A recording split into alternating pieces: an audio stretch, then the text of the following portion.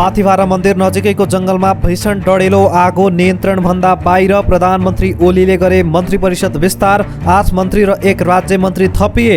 प्रचण्डले बल्खु र धुम्बाराईको पार्टी कार्यालयमा आँखा लगाए। पेरिस डाँडा कब्जा गर्छु भन्दै महेश बस्नेतको भनाई। संसद अधिवेशनका लागि राष्ट्रपति समक्ष सिफारिस। राष्ट्रिय सभा बैठक बस्ने। ड्राइभिङ लाइसेन्सको अनलाइन फारम पुस 14 गतेदेखि खुल्दै। ज्ञानेन्द्रले गरेको यही होइन भन्दै मन्त्रीमण्डल विस्तारपछि प्रधानमन्त्री ओलीलाई डाक्टर भट्टराईको प्रश्न। प्रधानमन्त्री ओलीको तस्बिर कुकुरको घाँटीमा राखेर प्रदर्शन। राप्रपाकै नियति भोग्न नपरोस् भन्दै प्रचण्डलाई कमल थापाको भनाई। संसद विघटन विरुद्ध 13 गते देशभर प्रदर्शन गर्न देउबाको अपिल। कोरोना संक्रमणको कारण छुटेको कक्षा 12 को परीक्षा 16 गतेदेखि सुरु हुने। आफू कुनै पनि पक्षमा नलाग्ने वामदेवको अडान। आज यो वर्षकै चिसो। काठमाडौँको न्यूनतम तापक्रम 1.3 डिग्रीमा झर्यो। नेकपा विवाद निर्वाचन आयोगको इजलासमा अध्यक्ष ओलीलाई पत्र पठाइदै केपीजी बाहिर मिठो बोलेर भित्रभित्रै छुरा घोप्नु हुँदो रहेछ भन्दै प्रचण्डको भनाई। फ्रान्समा पनि देखियो नयाँ प्रजातिको कोरोना भाइरस र कोरोना प्रकोपका कारण युरोपमा क्रिसमस पनि फिक्का।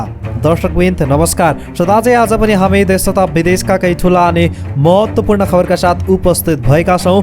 भिडियोलाई अन्तिमसम्म हेर्नुहोला। हाम्रो यो मेहनतको लागि एउटा सानो लाइक गर्न नभुल्नुहोला। च्यानलमा नयाँ हुनुहुन्छ भने सब्स्क्राइब गरेर सँगै रहेको घन्टीलाई दबाई अलमा प्रेस गर्न पनि नभुल्नुहोला। आउनुहोस् लागौँ पहिलो खबरतर्फ।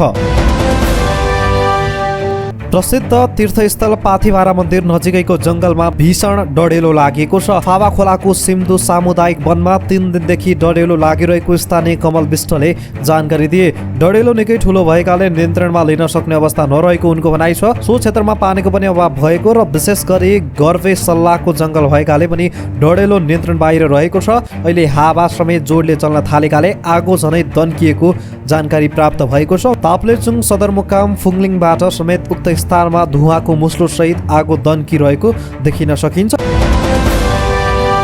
प्रधानमन्त्री केपी शर्मा ओलीले 8 मन्त्री र 1 राज्य मन्त्री थपेर मन्त्री परिषद विस्तार गरेका छन्। साथै केही मन्त्रीको जिम्मेवारी हेरफेर गरेका छन्। संसद विघटन गरेको मध्यवर्ती निर्वाचन घोषणा गरेसँगै सत्तारूढ नेपाल कम्युनिस्ट पार्टी नेकपामा विभाजन भएको थियो र प्रचण्ड माधव समूहमा रहेका 7 मन्त्रीले राजीनामा दिएका थिए। प्रधानमन्त्री ओलीले शुक्रबार आफ्नो समूहका नेताहरूलाई मन्त्री बनाएर मन्त्री परिषद विस्तार गरेका हुन्। थपिएका 8 मन्त्रीमध्ये 5 जना प्रचण्डलाई छाडेर ओली समूहमा लागेका नेताहरू छन्। प्रचण्डलाई छाडेर ओली समूहमा आएका टोपबहादुर रायमाझी, मणि थापा, प्रभु शाह, गौरीशंकर चौधरी र दावा लामा मन्त्री भएका छन्। रायमाझीलाई ऊर्जा, थापालाई खानेपानी, शाहलाई शहरी विकास, चौधरीलाई श्रम र लामालाई खेलकुद मन्त्रालयको जिम्मेवारी दिएको छ। त्यस्तै प्रेमबहादुर आले वन, गणेश ठकुर्ना सङ्घीय मामिला तथा सामान्य प्रशासन र जुली कुमारी महतो महिला बालबालिका तथा ज्येष्ठ नागरिक मन्त्री बनेकी छिन्। त्यस्तै विमला विश्वकर्मालाई उद्योग राज्य मन्त्री बनाइएको छ। सबैले शुक्रबार शपथ दिएका छन्। संसद विघटन विरुद्ध दोलखामा प्रधानमन्त्री केपी शर्मा ओलीको तस्बिर कुकुरको घाँटीमा राखेर प्रदर्शन गरिएको छ। छिनकोट बजारमा शनिबार यसरी प्रदर्शन गरिएको। केही बेरमै प्रदर्शनकारीबाट प्रहरीले कुकुर र तस्बिर खोसेको थियो। हाल नेकपाको प्रचण्ड नेपाल समूहले प्रधानमन्त्री ओली र राष्ट्रपति विद्यादेवी भण्डारी विरुद्ध देशभर विरोध कार्यक्रम जारी राखेको छ। शनिबार कुकुरको गलामा प्रधानमन्त्रीको तस्बिर राखेर प्रदर्शन गरिएको विषयमा भने सामाजिक सञ्जालमा चर्को विरोध भएको छ। मानिसहरूले पशु अधिकारको हनन भएको भन्दै यस कार्यको आलोचना गरेका छन्। दर्शकबिन तपाईँ के भन्न चाहनुहुन्छ? प्रधानमन्त्री केपी शर्मा ओलीको तस्बिर कुकुरको घाँटीमा राखिनु कतिको ठिक हो वा बेठिक हो? यदि ठिक हो भने ठिक हो लेखिदिनु होला, होइन गल्ती हो बेठिको भन्नुहुन्छ भने बेठिको लेखेर आफ्नो प्रतिक्रिया दिन नबिर्सनु होला है त। 9 महिनापछि अन्ततः सवारी चालक अनुमति पत्रको लिखित र प्रयोगात्मक परीक्षा ट्रायल सञ्चालन हुने भएको छ। त्यसका लागि शुक्रबार यातायात व्यवस्था विभागले एक सूचना जारी गरेको छ। सूचना अनुसार आउँदो पुस 14 गते मङ्गलबारदेखि अनलाइन फारम खुला गरिएको छ। नेपाल सरकार स्वास्थ्य तथा जनसङ्ख्या मन्त्रालयले जारी गरेको स्वास्थ्य मापदण्डहरू परिपालना गर्ने व्यवस्था गरी सो सूचना उल्लेख छ। कोरोना महामारी सुरु भएपछि विभागले अनिश्चितकालका लागि सवारी चालक अनुमति पत्रको लिखित र ट्रायल परीक्षा स्थगित गरेको थियो। अब 4 पाङ्ग्रे र 2 पाङ्ग्रे दुवै प्रकार सवारी साधनको परीक्षा खुल्ने भएको हो। यस अन्तर्गत सातै प्रदेशमा एकैपटक अनलाइन र प्रयोगात्मक परीक्षा ट्रायल खुलाइनेछ। नेपाल कम्युनिस्ट पार्टी नेकपाको केन्द्रीय सदस्य महेश बस्नेतले पुष्पकमल दाहाल प्रचण्ड पक्षले पार्टी कार्यालय बल्खु र धुम्बारेमा आँखा नलगाउन चेतावनी दिएका छन्। शनिबार ललितपुर क्षेत्र नम्बर 1 मा भएको प्रधानमन्त्री केपी शर्मा ओली पक्षको भेलालाई सम्बोधन गर्दै नेता बस्नेतले यस्तो चेतावनी दिएका हुन्। हामीले पेरिस डाँडाको पार्टी कार्यालयमा आँखा लगाउँदैनौँ। प्रचण्ड पक्षले पनि बल्खु र धुम्बारेमा आँखा लगाउन खोजेमा युवाहरूले पेरिस डाँडाको पार्टी कार्यालय कब्जा गर्छौँ। उनले भने प्रचण्ड प्रधानमन्त्रीको भोकले गर्दा सडकमा पुगेको उनले आरोप लगाए। नेकपाले उहाँलाई कारबाही गरेको भोलिपल्ट नै सडकमा पुग्नुभयो। उनले भने प्रधानमन्त्रीको भोकले सडक छाप प्रधानमन्त्री नै बनायो।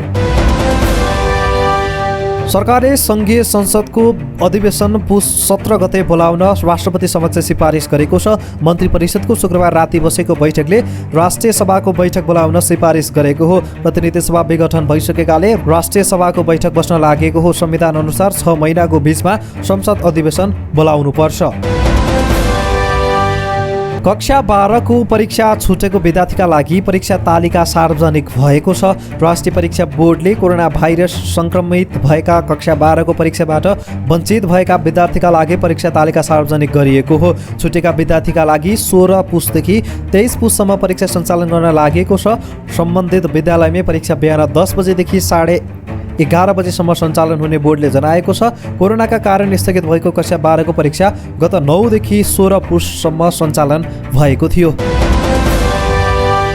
जनता समाजवादी पार्टीका सङ्घीय परिषद अध्यक्ष डाक्टर बाबुराम भट्टराईले प्रधानमन्त्री केपी शर्मा ओलीले पूर्व राजा ज्ञानेन्द्र शाहकै शैलीमा देखा परेको आरोप लगाएका छन्। प्रधानमन्त्री ओलीले शुक्रबार साँझ नयाँ मन्त्री नियुक्ति गर्दा मन्त्रीको जिम्मेवारी हेरफेर गरे लगतै पूर्व प्रधानमन्त्री डाक्टर बाबुराम भट्टराईले सामाजिक सञ्जालमा विरोध जनाएका हुन्। उनले संविधान र लोकतन्त्र विरुद्ध खेलवाड भइरहँदा पनि अन्य दल ठुलो हेरेर बस्नु मूर्खता भएको बताएका छन्। आफै असंवैधानिक ढङ्गले संसद विघटन र चुनावको घोषणा गर्ने अनि सडकबाट मान्छे टिपेर मन्त्रीमण्डल विस्तार र पुनर्गठन गर्ने यो कहाँको विधि र परम्परा हो? डाक्टर भट्टराईले सामाजिक सञ्जालमा प्रश्न गरेका छन्। सत्ता अङ्कट चलाउने धोए त स्पष्ट भएन र ज्ञानेन्द्रले गरेकै होइन र संविधान लोकतन्त्रमाथि यस्तो खेलवाड हुँदा चुप बस्ने हामी कि ओली मूर्ख भनेर प्रश्न समेत गरेका छन्।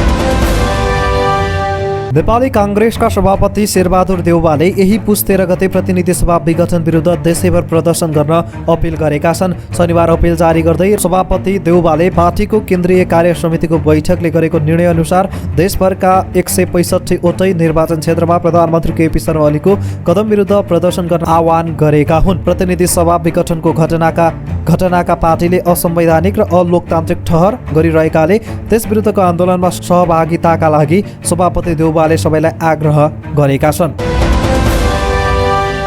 काठमाडौँ उपत्यकाको तापक्रम आज यो वर्ष जाडो सुरु भएपछिकै निकै कम भएको छ। मौसम पूर्वानुमान महाशाखाका अनुसार आज काठमाडौँ उपत्यकाको तापक्रम 1.3 डिग्री मापन गरिएको छ। हिजो काठमाडौँको तापक्रम 2.5 डिग्री थियो।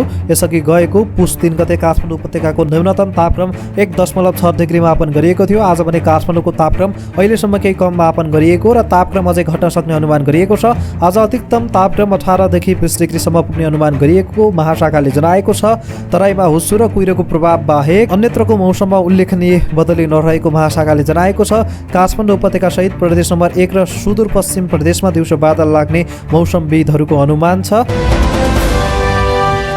नेपाल कम्युनिस्ट पार्टी प्रचण्ड नेपाल समूहका अध्यक्ष पुष्पकमल दाहाल प्रचण्ड र नेता वामदेव गौतम बीच भेटवार्ता भएको छ। प्रचण्डको निवास खुमलटारमा भएको भेटवार्ताका क्रममा प्रचण्ड नेपाल समूहमा अन्य नेता पनि सहभागी थिए। भेटवार्तामा नेता गौतमले आफू संसद विघटनको विपक्षमा रहेको बताएको जनाइएको छ। गौतमले अझै पनि पार्टी एकताको पक्षमा आफू रहेको जानकारी गराएका थिए। दुई टुक्रा भएको नेकपाका सबैजसो शीर्ष नेताले आफ्नो पक्ष प्रष्ट पारिसकेका छन्। तर उपाध्यक्ष वामदेव गौतमले भने आफू कुनै पनि पक्षमा नलाग्ने बताउँदै आएका छन्। गौतमलाई आफ्नो पक्षमा लाग्नका लागि ओली र प्रचण्ड नेपाल पक्षले कोसिस गरिरहेको छ। सत्तारूढ नेपाल कम्युनिस्ट पार्टी नेकपा भित्रको विवाद अब औपचारिक रूपमै निर्वाचन आयोगमा शुक्रबार दर्ता भएको छ। निर्वाचन आयोगले इजलास बसेर नै यो विषय टुङ्गो लगाउने जनाएको छ। नेकपाको पुष्पकमल दाहाल प्रचण्ड र नेता माधव कुमार नेपाल, झलनाथ खनाल सहितका शीर्ष नेताहरूले कानुन व्यवसायीहरूको सहयोगमा औपचारिक रूपमै आयोगमा आधिकारिकताको दावी गर्नु भएपछि यो प्रक्रिया सुरु भएको हो। नेकपाको प्रचण्ड नेपाल समूहले निर्वाचन आयोगका प्रमुख निर्वाचन आयुक्त दिनेश कुमार थपलियालाई यस सम्बन्धी ज्ञापन पत्र बुझाए बताएको छ। यो समूहले नेकपाको आधिकारिकता पक्ष आफूहरू भएको र दलको नाम निर्वाचनको चिन्ह दाबी समेत गरेको छ। यो दाबीसँगै अब नेकपाको विवादको निरूपण आयोगको इजलासमा प्रवेश गरेको छ। नेपाल कम्युनिस्ट पार्टीका अध्यक्ष पुष्पकमल दाहाल प्रचण्डले प्रधानमन्त्री केपी शर्मा ओलीले एउटा बोल्ने काम अर्कै गर्ने स्वभावको भएको बताएका छन्। शुक्रबार आयोजित प्रचण्ड नेपाल समूहको पत्रकार सम्मेलनमा बोल्दै प्रचण्डले आफूले सताएको होइन, ओलीले सताएर आफूहरू अलग हुन परेको बताएका छन्। एउटा बैठकमा उहाँले मेरो कुर्सी पछाडि सारिदिनुभयो। प्रचण्डले भने, तर मैले उहाँसँग गुनासो गरिनँ, बरु सँगै कुर्सी हुँदा म तपाईँसँग मात्र थिएँ, अब त बाँकी 7 जनासँग पुगेँ भनेर धन्यवाद दिएँ। उनले प्रधानमन्त्री ओलीले बाहिर मिठो बोले पनि गत वर्षदेखि नै आफूलाई सिद्धाउन लागेको बताए। उहाँ बाहिर बोल्दा मिठो बोल्नुहुन्छ, भित्रभित्रै छुरा घोप्नुहुन्छ। प्रचण्डले भने, बाहिर भ्रष्टाचार गर्दिन, हुन पनि दिन्न भन्नुहुन्छ, भित्रभित्रै संरक्षण पनि गर्नुहुन्छ। फ्रान्समा पनि कोरोना भाइरसको नयाँ प्रजाति फेला परेको छ। डिसेम्बर 19मा बेलायतबाट फ्रान्स फर्किएका टुअर सहरमा एक व्यक्तिमा नयाँ स्वरूपको कोरोना भाइरसको सङ्क्रमण देखिएको फ्रान्सको स्वास्थ्य मन्त्रालयले जनाएको छ। यसअघि बेलायत र दक्षिण अफ्रिकामा कोरोना भाइरसको नयाँ प्रजाति फेला परेको थियो। कोरोना भाइरसको खोप भर्खरै प्रयोगमा आइरहँदा नयाँ प्रजातिको भाइरस अब खतरनाक बनेर तीव्र रूपमा फैलिन थालेपछि विज्ञहरू चिन्तित बनेका छन्। दर्शकबिन, यिनै थिए आजका महत्त्वपूर्ण खबरहरू हामीले तपाईँलाई प्रस्तुत गऱ्यौँ। भोलि यही समयमा फेरि पनि उपस्थित हुनेछौँ। आजलाई बिदा दिनुहोस्। हस्त नमस्ते।